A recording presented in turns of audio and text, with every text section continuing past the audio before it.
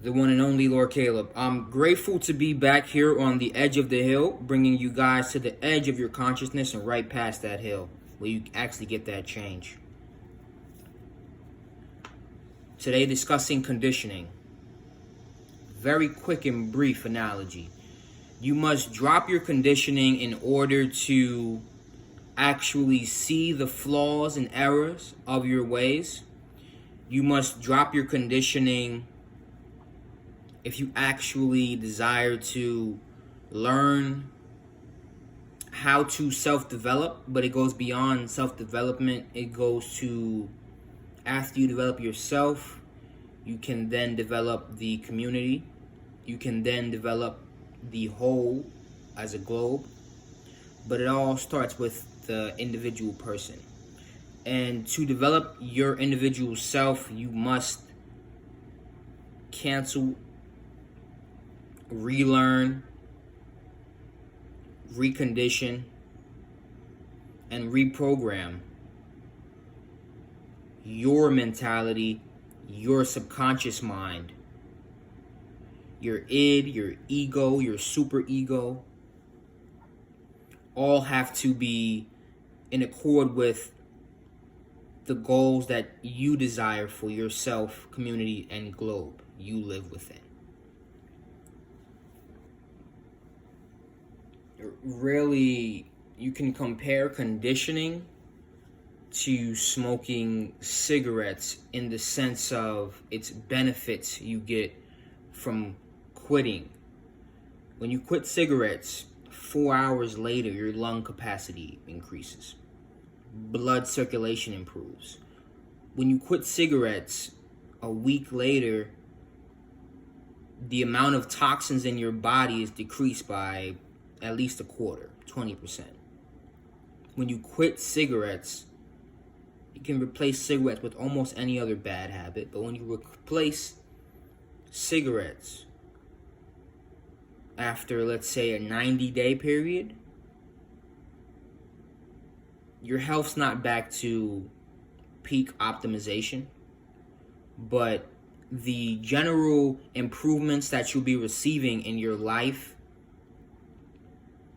your overall well-being, and your stability is outstanding. That's just 90 days, yet alone a year.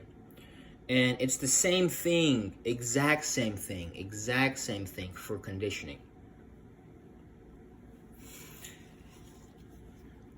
Let's say 4 hours after you stop conditioning. Conditioning can come in the form of television, radio, any type of personal connection you have to someone who was attached to those television and radio sources. They can become conditioning for you as well.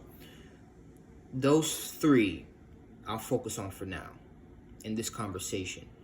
If you cease conditioning, which is television, radio, and associations of people, 4 hours after that,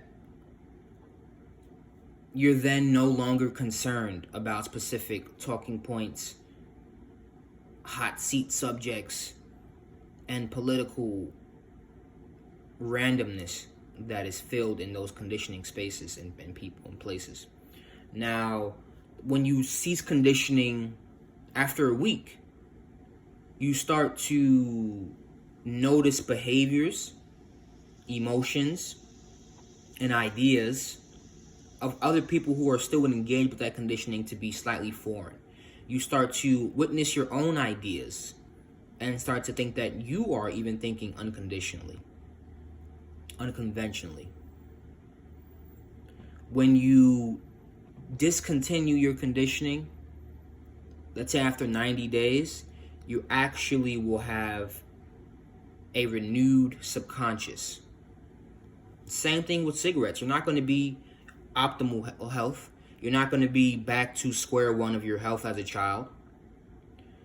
But you will have renewed the same way your lungs, your skin, your eyes, your teeth. You will have renewed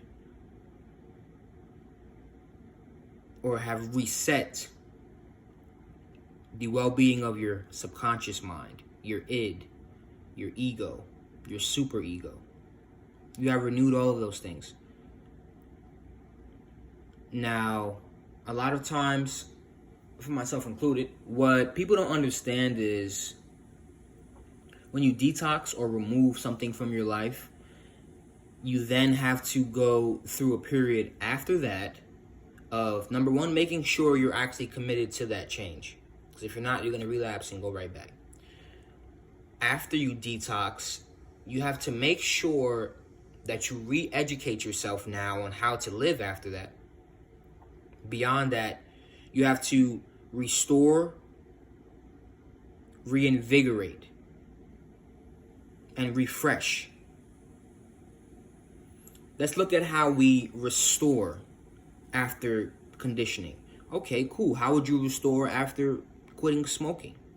You would what? Bringing new foods, bringing new experiences, bringing new environments that would allow you to restore yourself. The same goes for conditioning. And when you restore, and when you rejuvenate, and when you refresh, you're able to bring value back to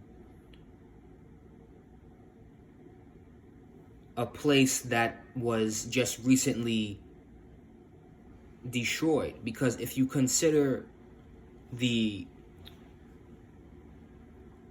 biological, chemical, and even just plain old physical things that need to take place in order to detox, clean, and remove, whether it be conditioning or a poor habit, you have to destroy. There's a sense of breaking down. There's metabolism. You're burning. There's a fire. Fire purges and purifies things. But after you're done purging, purifying, breaking down, detoxing, whatever kind of adjective you desire to use, after you're done breaking down, you must build up, you must restore, rejuvenate, and refresh. What that looks like for each person is different. I can give you some of my subjective things. A few of those would be exercising regularly. Sleeping is very key. That's the main time you actually do repair to yourselves. And then changing your environment, your people around you, the diet of your people. Now, outside of that, we've got to change. But you're not going to be able to see the need for change unless you free your mind from chains of conditioning. So get out there, change your conditioning, change the way you see you, and the way that the world responds to that new you will be just on par with whatever kind of conditioning you place for yourself. There's going to be a great resistance. There's going to be a great reset. It's 2020, the time of pandemic, the time of 2020 clear vision, intuitively. There has to be a reset and a restore. The law of Ma'at shall be restored. It's time for toxic masculine, toxic feminine, wounded masculine, wounded feminine, and unbalance to be done with. It's time to seek Ma'at. It's time to know our roles. It's time to play those roles. It's time to stay in your lane. Don't get mad at what lane you're in, but you can change your lane. Crack your conditioning code and level up.